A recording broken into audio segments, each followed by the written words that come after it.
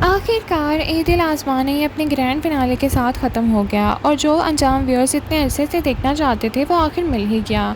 झूठ का अंजाम सामने आ गया, नफ़रत हार गई और मोहब्बत जीत गई और वो लोग जिन्होंने दूसरों की ज़िंदगी तबाह करने की कोशिश की थी आखिर अपने ही गुनाहों के बोझ तले दब गए। लेकिन फ़िनाले में सब शॉकिंग मोमेंट था अनाज़ा का अंजाम। क्या हुआ उसके साथ? शाहरुख किस तरह कहानी से बाहर हुआ? आइए रिव्यू करते हैं। अस्सलाम वालेकुम नाज़रीन, welcome back to my channel. पूरे ड्रामे की सबसे बड़ी विलन अगर कोई थी तो वो थी अनाज़ा थी। उसकी जेलसी, इनसिक्योरिटी और नफ़रत ने सिर्फ मिरहा की ज़िंदगी मुश्किल बनाई बल्कि अपनी ज़िंदगी को भी बर्बाद कर दिया। फिनाले में अनाज़ा अपनी मेंटल स्टेबिलिटी पूरी तरह खो देती है। उसकी सोच और ऑब्सेशन इतनी हद तक बढ़ जाती है कि आखिरकार उसे मेंटल असाइलम भेजना पड़ता है। ये अंजाम व्यूअर्स के लिए भी शॉकिंग था और कहीं ना कहीं एक्सपेक्टेड भी, क्योंकि अनाज़ा ने हर मौके पर नफ़रत और इंतकाम को छूना है। ड्रामा ने फिनाले में एक स्ट्रॉन्ग मैसेज भी दिया कि जब इंसान अपनी पूरी ज़िंदगी नफ़रत और हसद में गुजार देता है तो सबसे ज़्यादा नुकसान उसे खुद ही होता है। अनाज़ा के साथ भी कुछ ऐसे ही हुआ। उसने मिरहा को तकलीफ़ देने के लिए हर हद पार की थी, लेकिन आखिर में उसने अपनी ही ज़िंदगी खो दी। ये ट्रैक ड्रामे का स्ट्रॉन्गेस्ट पॉइंट्स में से एक था।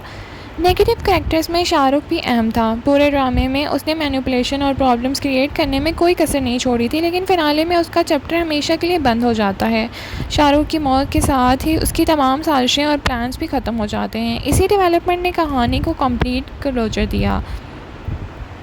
अगर किसी कैरेक्टर के लिए फ़िनाले सबसे ज़्यादा इमोशनल था तो वो थी अनाज़ा की माँ। पूरे ड्रामे में उन्होंने अपनी बेटी की हर गलती इग्नोर की, हर बार उसका साथ दिया और हर बार उसे बचाने की कोशिश की। लेकिन आखिर में जब अनाज़ा की ज़िंदगी तबाह हो जाती है तो उन्हें अपनी गलतियों का एहसास हो जाता है। अब वो अपनी अनस्टेबल बेटी का ख्याल रखती हैं और मिरहा और बहरोज़ से माफ़ी मांगती नज़र आती हैं। ये सीन बहुत इमोशनल था। पूरे ड्रामे का इमोशनल सेंटर मिरहा और असफन का रिश्ता था। इन दोनों ने बहुत सी मुश्किलें देखी, गलतफहमियां, साजिशें, नफ़रत और इमोशनल टॉर्चर भी, लेकिन उनका रिश्ता हर इम्तहान से गुजरा। फिनाले में आखिरकार दोनों को वो सुकून और खुशी मिल जाती है जिसके वो हकदार थे और ये देखकर फैंस भी बहुत खुश हैं। एपिसोड के आखिर में राइटर्स एक टाइम जंप दिखता है जहाँ हम देखते हैं कि मिरहा और असफन अपनी बेटी गुल के साथ एक खुशहाल ज़िंदगी गुजार रहे होते हैं। घर में मोहब्बत है, सुकून है और फैमिली कंप्लीट नज़र आती है। सबसे प्यारा मोमेंट वो था जब असफन मजाक में मिरहा की फैमिली और बढ़ाने की बात करता है। ये लाइट हार्टेड सीन फिनाले को परफेक्ट एंडिंग देता है। सोशल मीडिया पर व्यूअर्स का रिएक्शन काफ़ी पॉजिटिव रहा। अक्सर फैंस ने कहा कि उन्हें फ़िनाले पसंद आया और उन्हें खुशी है कि मिरहा और असफन का हैप्पी एंडिंग आया है।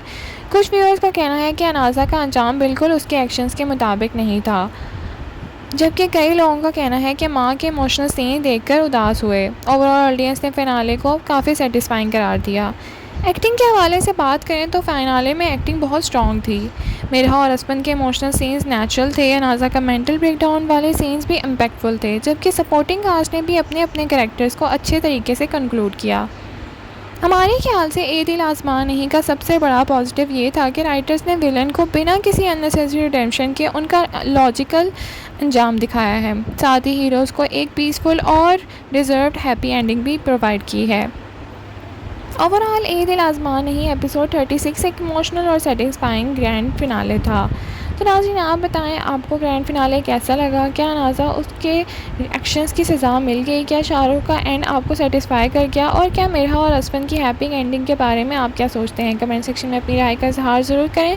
लाइक, शेयर, सब्सक्राइब करना ना भूलें। Thank you so much for watching. अल्लाह हाफिज़।